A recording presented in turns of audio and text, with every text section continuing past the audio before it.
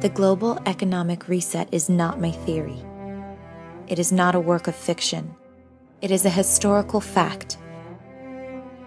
An event that has taken place at least 6 other times in modern history, and the world is on the precipice of witnessing the 7th global economic reset. When this event does happen, it will fundamentally change the world.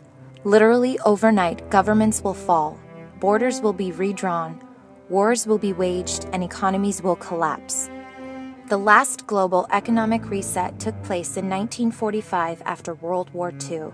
At that time, England, who issued the world reserve currency, had an economy and country which laid in total ruin. The final collapse of her economic sovereignty laid its roots in a state with too much war, too much debt, way too much elite decadence, and entirely too much political corruption. For over 200 plus years, England maintained its status of issuer of the world's reserve currency. Its all-powerful navy, which spanned the 7 seas, protected all the trade and shipping routes, hence all international commerce, and trade was conducted in the British pound sterling. That is the role of the global reserve currency. All international trade is conducted in the currency that's been selected as the world reserve currency, hence creating a monopoly of global currency supremacy, which creates a tremendous amount of demand from all around the globe for the world reserve currency, or WRC. Just the opposite of currency demand happened in France toward the late 1700s.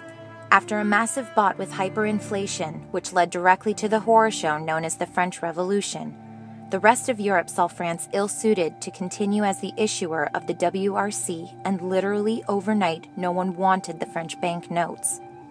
What happened next is for the history books.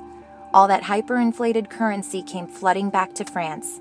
This is what happens when demands for the world reserve currency collapse overnight. By the 19th century, the same financial quagmire that had plagued France centuries before had started to be seen in England. Other countries started to get weary of using the British pound sterling as the WRC.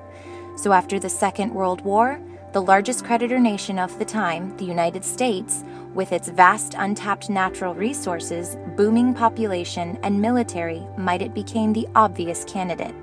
A new country the banking cartels could begin to build, then tear it all down, profiting huge along the way.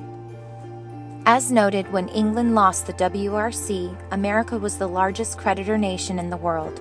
Today, America is the largest debtor nation in the world, and much of the debt and leverage exercised against America with weapon like precision by the Chinese, who seek to control the U.S.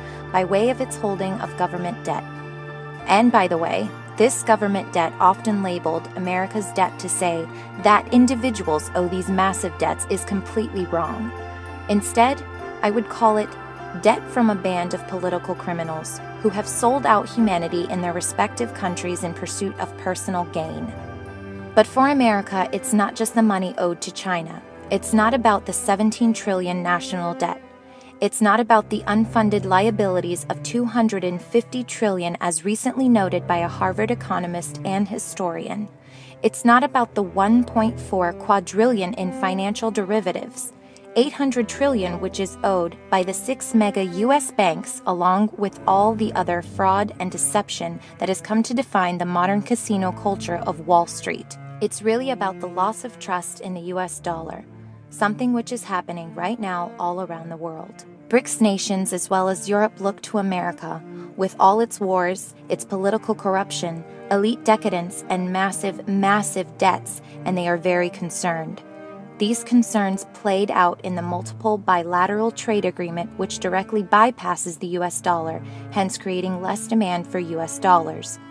These concerns ultimately led to a full-blown loss of trust in the WRC, as we saw with England and France before. This is what starts the ball rolling for the global economic reset, when other countries that are up and coming on the world stage see that the current financial system doesn't play in their best interest. Particularly countries like China, Russia, and India, all who have had to deal with massive inflation stemming from the dollar debasement policies of the private for-profit U.S. central bank, the Federal Reserve. So these concerned countries seek a way to change that financial system by way of buying hard assets like gold and real estate, while at the same time dumping U.S. debt and exchanging in bilateral trade agreements that ditch the U.S. dollar in global trade, perhaps one of the biggest signs of loss in the dollar confidence as a WRC holder. And that's exactly what we've seen happen the last several years.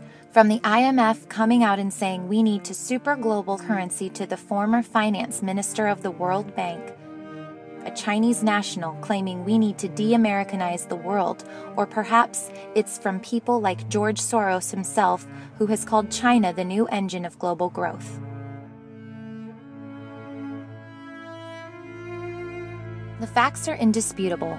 From the bilateral trade agreements that we see taking place around the world to the rise of the BRIC nations seeking to challenge the old school's global currency domination like China, who government accounts for the #1 buyer and #1 miner of gold in the world. The global economic reset, ladies and gentlemen, is coming. It doesn't matter whether you believe it or not. What matters is what's going to happen, and the global economic reset will happen because it's happened so many times before in history under the exact same conditions we face today. A country that is riddled with too much war, too much debt, too much elite decadence, and entirely too much political corruption.